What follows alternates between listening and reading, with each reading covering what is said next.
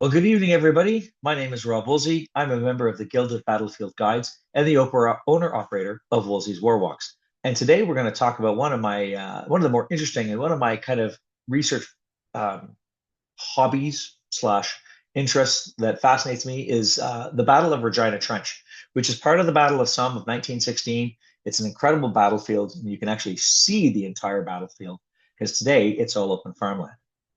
The picture in front of you is actually the big castellated trench is actually Regina Trench, and the one popping out of the bottom of it is something called Kenora Trench. Those are the Canadian names for that trench line.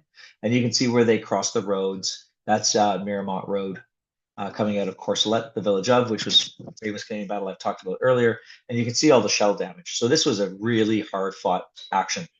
And I've talked about it before briefly in the Battle of Courcelette and then our last Battle of Thiepval and the Ancre Heights. But today we're going to get into great detail about the Battle of Regina Trench and why it's so important to Canada.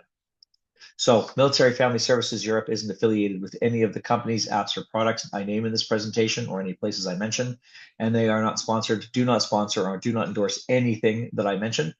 These are things that I make as recommendations to you as an experienced battlefield guy. So here we are. We're going to be talking about recommended preparations, some visa stuff, helpful tips, the Battle of the Somme, and then we're going to talk about the real main actions of the Battle of Regina Trench and how it's fought over.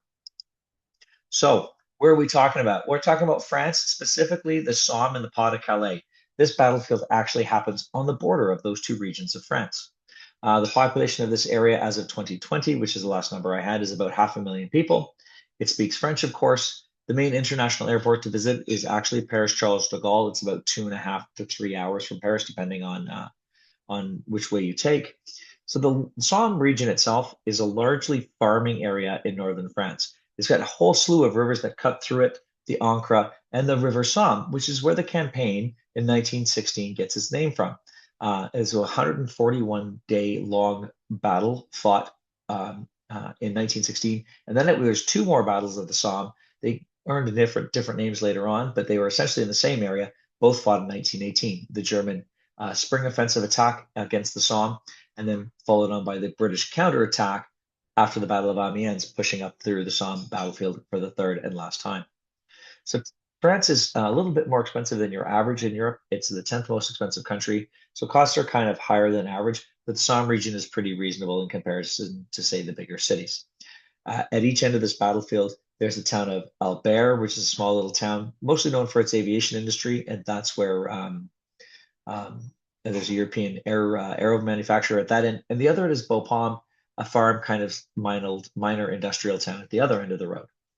Okay, so the coolest fact about this battlefield, other than there's hundreds of cemeteries and it's all a battlefield everywhere you go, is that there's a large memorial at a place called Thiepval, which you'll be able to see from this battlefield, and it's actually the far end of it. And it has the name of 73,000 British missing from the Battle of the Somme. And then there's another 13,000 at the Pozières Memorial and Cemetery at the bottom of the ridge. So that's the largest memorial to the missing in the Commonwealth War Graves collection, and they are all British. The Canadian missing from this battle all are on the wall at Vimy Ridge. So generally, the Somme has got a pretty mild climate. It's got cooler, wetter winters. It's got warm, dry summers, but not hot. There's not a lot of trees around, so the wind does kind of blow over it quite a bit. The best time to travel really is towards the end of April till about the middle of November. Much past the 11th, you're going to get some really wet and soggy weather. So I don't recommend it, but it's really haunting to see it when you go there in the fall over the same time of period that the soldiers were fighting in, because sometimes that weather is almost a literal repeat of it was in 1916. Always bring a rain jacket. You never know what's going to happen on the Somme. I have been caught in more rain than I care to remember. It's also good for as a windbreaker because it does get windy on those open plains. Think of it like the prairies of Canada. Also, for this battlefield in particular, there's lots of farm tracks you'll be maneuvering down to get to cemeteries and locations. So again, recommend really good shoes, not flip-flops or things like that. And everything is child-friendly. Almost all the restaurants, there's only a couple around anyways, but all the memorials, cemeteries, and all that are very child-friendly. So travel advisories, always check your travel advisories. France has a series of issues. Of course, domestic terrorism and all that is a problem, mostly in the south, but it does happen other places. So please check your travel advisories before you go anywhere. There is no visa requirement from EU countries, but if you're coming from Canada, it's a 90-day maximum stay. Of course, petty crime is always a risk, but the Somme is generally safe. There's not a lot of, it doesn't have a huge population, and so most of the farm communities are relatively safe. Both Albert and Beaupont both have hospitals and medical clinics, and they're quite good. The emergency number, of course, is 112, and the closest embassy consulate is actually Paris in France. That's the only one that we have there. So battle areas were cleaned up after the war, but there are many pieces still unexploded and ordnance that litter the fields. Don't touch any of them, and you really should stay away from them because they're becoming more unstable and dangerous over time. There was 2 incidents this year, one not far from where we're talking about, the village of Serre, where a farmer didn't realize it, but he hit a piece of an artillery round. It was a phosphorus shell and put 14 people into hospital. So that's a very real thing that just happened a few months ago, and it's something to be very aware of, especially in the fall and the spring when they're plowing. Things come to the surface.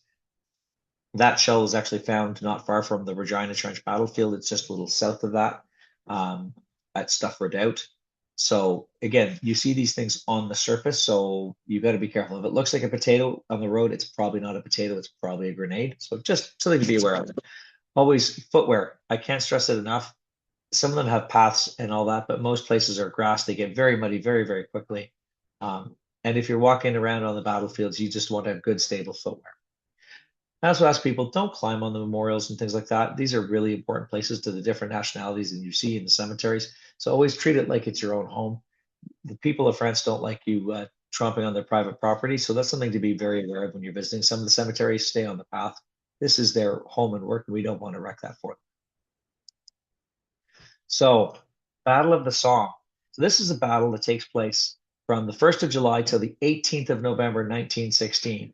And it's a huge campaign. It was done and fought over 3 major phases. And more specifically, we're going to look actually in this one at the very last phase of the battle and the Canadian actions in that last phase of the battle. Now you can see the different colors. You can see those are where the divisions were fighting in which part of the battlefield. It's quite a unique experience to see them all in action.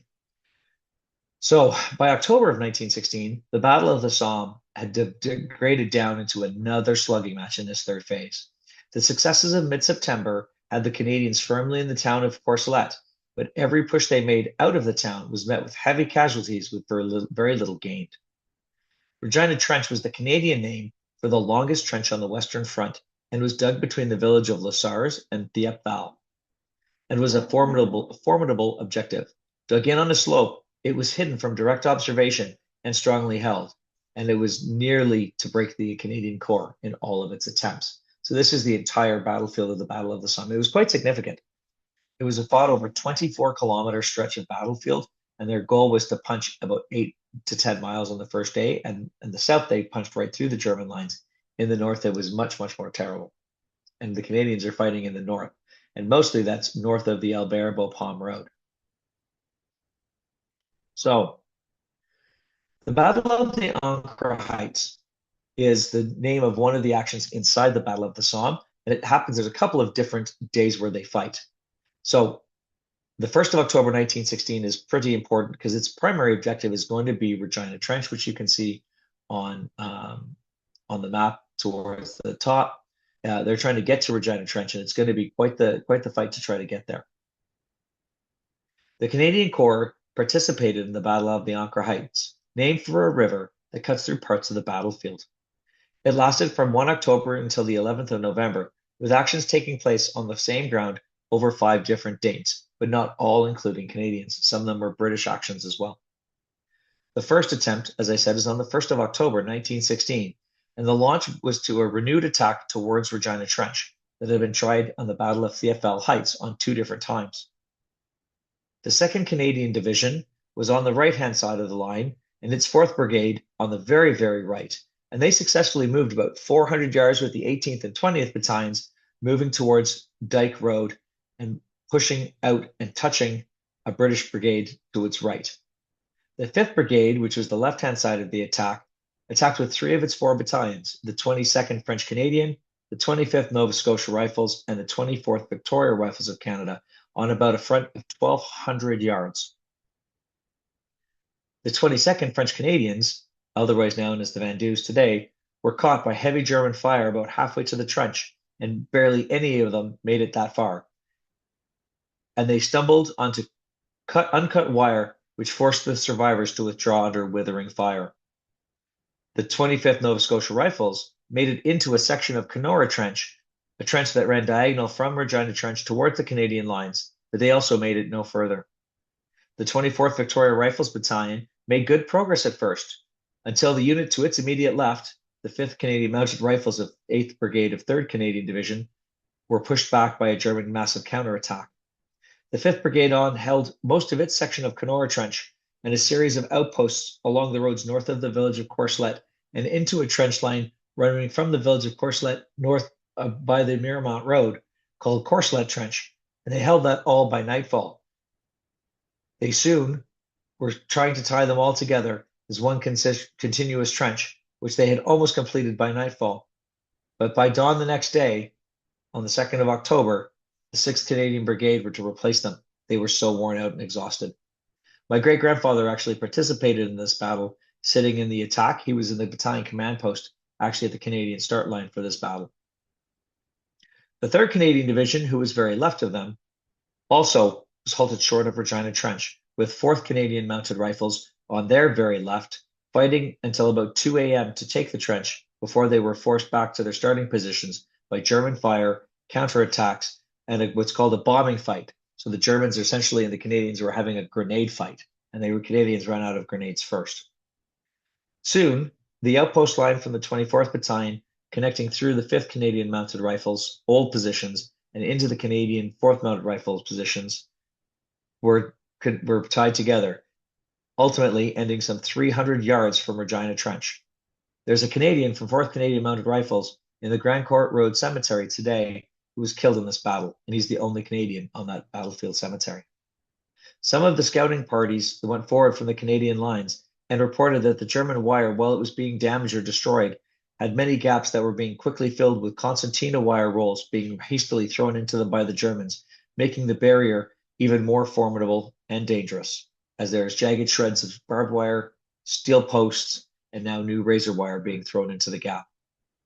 Bad weather set in on the morning of the 2nd of October, and the battle decided to halt so they could get better weather and reset their positions. So this is the map of that battle itself. They're fighting against Marine infantry regiments from the German army, and those units were fresh units. They were pulled from the Belgian coast specifically into this fight to plug the line because the German 72nd regiments and the division that was there were heavily battered from the Germans. Interestingly, in this battle, German artillery fire was beginning to become much less effective because they had fired almost 4 million shells in the battles of September, and their artillery was so worn out and was breaking down so fast that the Canadians were able to take advantage of that. So here are some photos. So that top photo that you see here, that is actually from that position just shy of Regina Trench. You can't actually see Regina Trench because it's on the back slope of of the ground where the ground meets the sky in that photo. And those are Canadians trying to establish that outpost positions. And you can see how bleak it is. This is it's believed to be in front of the 24th Battalion positions. I have a personal connection to that battalion. It's said through the 24th, my great-grandfather as well. It's a unit that just utterly fascinates me in its battles. So this outpost line, you can see how bleak and destroyed the battlefield is. Now, if you look at the bottom trench, you'll see Regina Trench, Kenora Trench, and the West Miramont Road. You can drive down that road today, and you can actually stand where that trench line crosses the road, which is interesting because it's not far from where Adineck Cemetery is today. So you can see how tough that battlefield would have been for the Canadians. Now, the map on the very left is the attack on Regina Trench by the 24th and all the companies that were moving forward, which is C, D, C, and A companies moving forward down what's called 23 Road. It's now a farm track, which has no official name. But you can totally see how complex this battlefield actually is with all the farm roads and trench lines zigzagging across it. Now, the Battle of the Ancre Heights on the 8th of October. During the intervening week between the 1st and 2nd attacks, the 8th Canadian Brigade was pulled out of the line, and 7th and 9th Brigade from the same 3rd Canadian Division came into place, and the 2nd Canadian Division was pulled out and marched back to the town of Albert, being completely replaced by the 1st Canadian Division. They put their 1st and 3rd Canadian Brigades into the line. At 4:50 a.m. on the 8th of October 1916, the 1st Canadian Brigade on the very right attacked with the 3rd Toronto and 4th Central Ontario Battalions, who took some more German trench features and a place called the Quadrilateral, which is a German-made fortification. It's on the very, very right of the map at the top. And held it initially against all German counterattacks, but were pushed out in the end with heavy German bombardment and an attack that hit them from 2 sides at once as they were getting ready to continue to push forward, and their assembly area was hit. They were pushed back to their starting positions only after hours of heavy fighting, running out of grenades again, and losing 770 of the 1,100 men who made the initial attack. So these 2 units were very, very badly damaged. To their left, the Canadian Scottish Battalion of the 3rd Canadian Brigade was hung up on German wire, but forced its way through and took part of Regina Trench. It was during this attack that Private James Richardson, one of the unit's bagpipers, stood up and strode in front of the German trench positions and in front of the barbed wire, playing his bagpipes, walking down in front of the Germans, who miraculously somehow didn't hit him. He restored his unit's morale and spirits, and they charged into the wire, cleared it, and finally got into the trench. After playing the bagpipes and being remarkably unscathed, he jumped into the attack itself, carrying grenades forwards and helping throw them and clearing part of the trench line.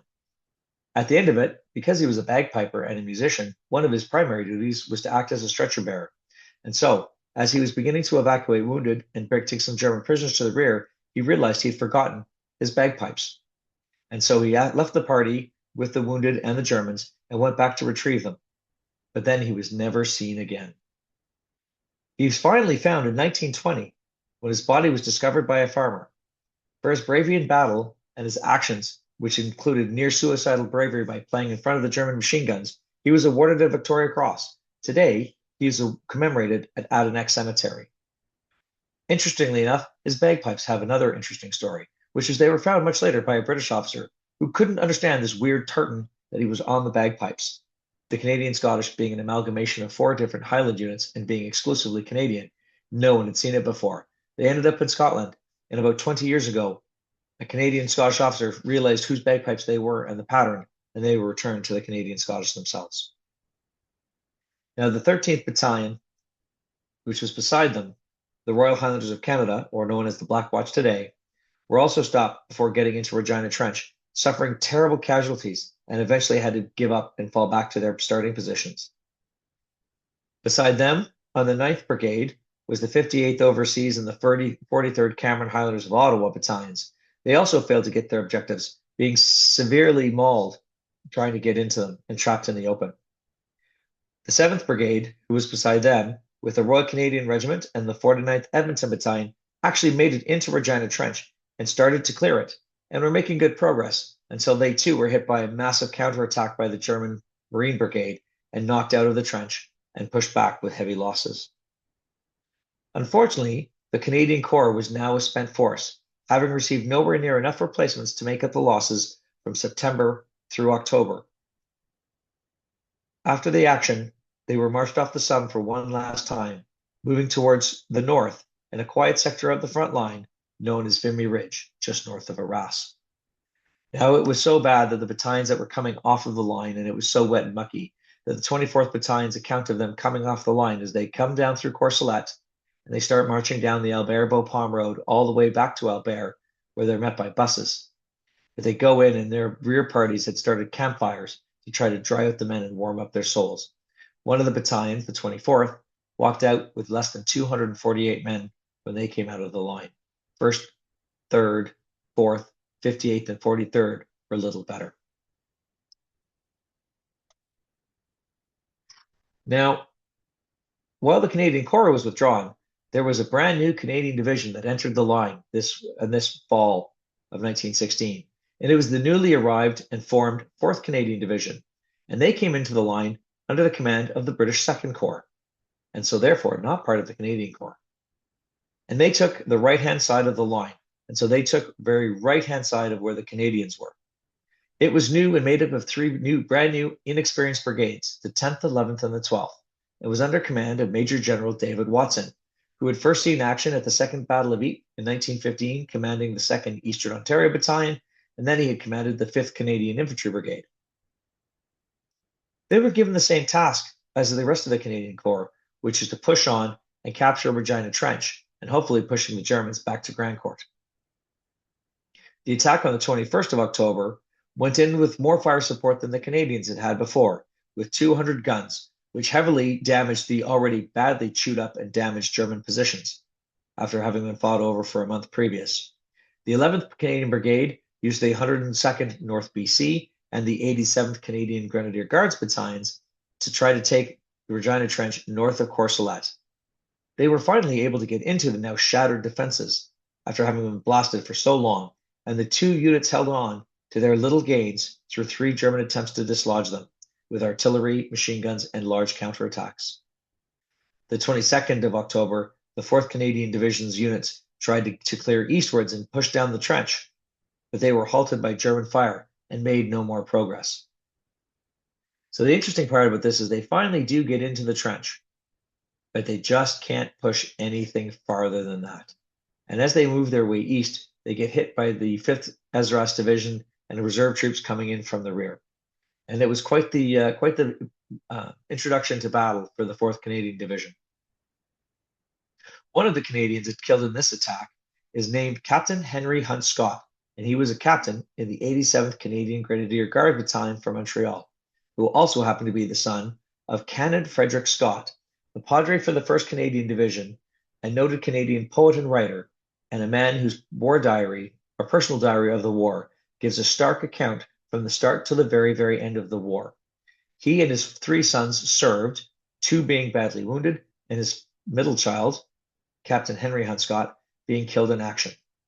He was killed as they were attacking the front line positions at Regina Trench, and he was quickly buried in no man's land as the battle still raged. Unwilling to risk further lives, upon being told of his sons being killed, Frederick Cannon Scott returned a couple of weeks later with his Batman, basically his assistant and driver, and they went out into the middle of no man's land in the battlefield, still under fire from the Germans, in the night, and soon found his son's grave. He decided to give his son a proper Anglican service on that muddy, bloody field in France. His body was later recovered and is now commemorated at Bapaume Post Military Cemetery. And the account that Frederick Cannon Scott went through in his book, The War as I Saw It, is a very interesting account of the First World War from a Padre's point of view.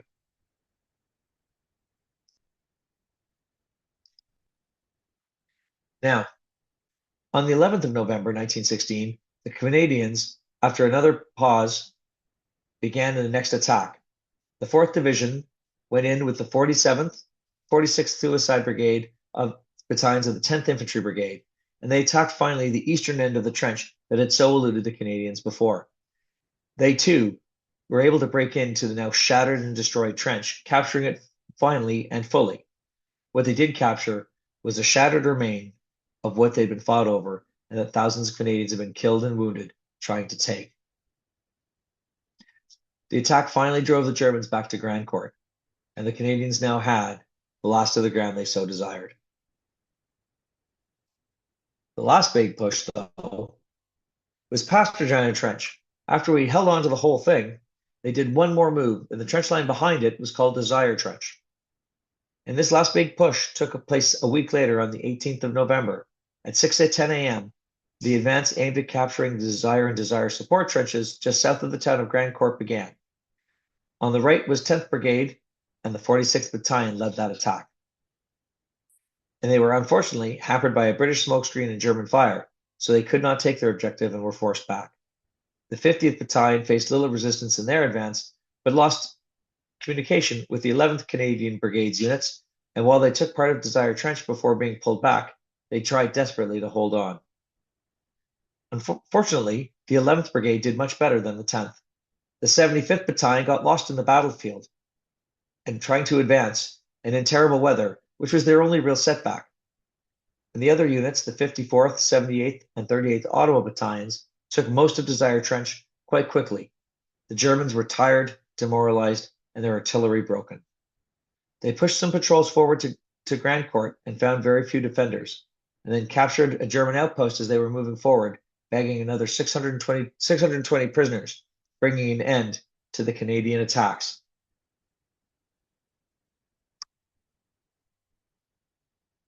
So this is the battlefield from a trench map point of view. The road map is essentially the same, but you can see those two yellow dots. That is the left and right side of Regina Trench Cemetery, which is actually built on the battlefield on the trench line itself. The 4th Canadian Infantry Division left the Somme at the end of November 1916, trudging its way slowly north to the Vimy Ridge sector and finally to join the Canadian Corps, marking an end of the battle for Canada. The Battle of the Somme for Canada was the single most bloody campaign in military history, with more than 24,000 Canadians being casualties between the 1st of September and the 28th of November, 1916. Today, there's only a memorial at the village of Courcelette, and it stands as a token of the bravery of the Canadian Corps on the Somme. There are other reminders, though, with the fallen being in 3 major cemeteries in the area. Some are at Courcelette British Cemetery, which is the dots at the bottom, just outside the village where the 3rd Canadian Division attacked. That X happens to be, the gray X happens to be a Victoria Cross action from earlier in the battle. There's also Regina Trench Cemetery, built right on Regina Trench, which holds over 2,900 Canadians and British Commonwealth in that war grave. Many are unknown, and there's 2 mass war graves in there. You can go down and walk the advance line from the village of Courcelette all the way down that farm road, which is the same road, and still see remains and scars of the battle. The other part is Adanac Cemetery, which is on the D107, or one of the Mirrormount roads, which is at the far end of Regina Trench and not far from where you could Private Richardson won his Victoria Cross. When you stand at the back of that cemetery where he is currently buried, you can look out, and about 300 yards away, 350 yards away from there, is where his Victoria Cross actually took place in the middle of a muddy field. There are 2 smaller cemeteries on the battlefield you can visit. They're not marked on this map.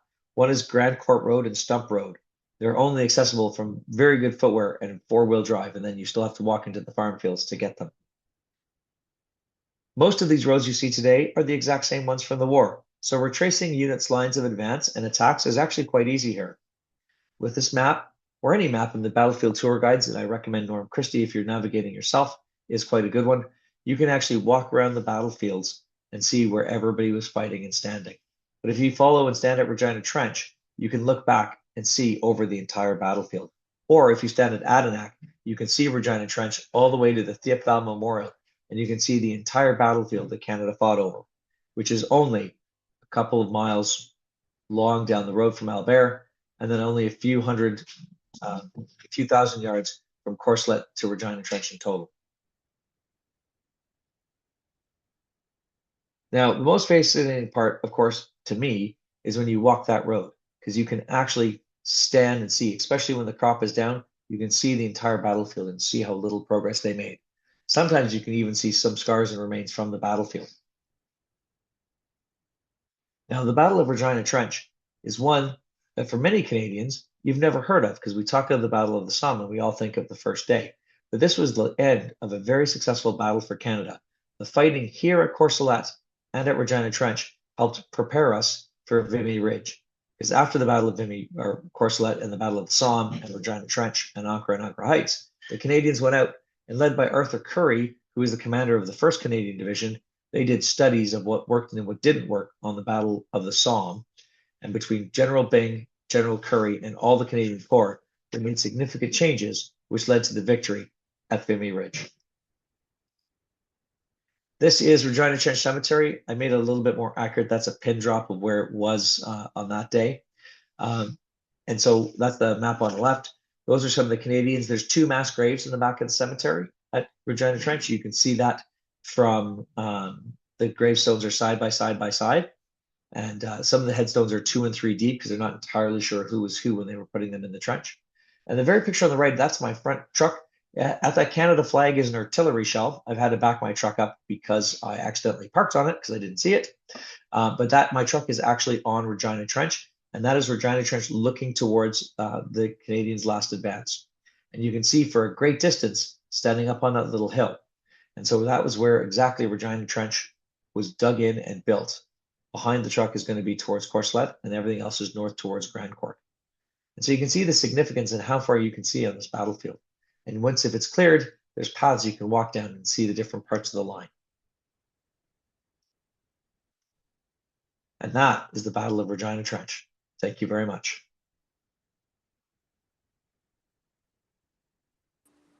Thank you, Rob. And here is the QR code if you want to go, if I believe it's to your Facebook page, right? Yes, it does. It goes to my Facebook group. Perfect. And at this time, Andy, if you have any questions, feel free to ask Rob. I'm pretty sure he'll have an answer. No, thanks very much for that, Rob. That was fascinating and a really good overview. I think the only question I've got, the book you mentioned that the Padre wrote, The War as I Saw It, was it? Yes, The War as I Saw It by Canon Frederick Scott. Scott. It's available for free because it's over 100 years old. And so it's, where did I get my copy of it? I have a digital copy of it that I found at the Gutenberg, online at Gutenberg, I believe. Okay. So it's quite an interesting read. Yeah, no, thanks. I'll look that up. Thanks very much for that. And thanks for this evening. It's really interesting. Oh, my pleasure. My pleasure. So I do believe we have one of these still once a month, if I'm correct, Rob? Yes, we do. Yeah, and next month is going to be the Battle of Montserrat. So we're doing roughly the 110th anniversary of all these battles. This is 2026. We're talking about the 110th anniversary of all these actions. Sounds great. So again, and if you need a bit more of these battlefield tours, we have a bunch on YouTube from a couple years, and you can have it's usually a playlist on the CFMWS. Pretty sure if you write CFMWS on YouTube, you'll find our page, and you should find it pretty easily. Thanks very much for that. Really appreciate it. Yeah, well, thanks for coming out. All right. Oh, I'll stop the recording. Make sure I stop recording to the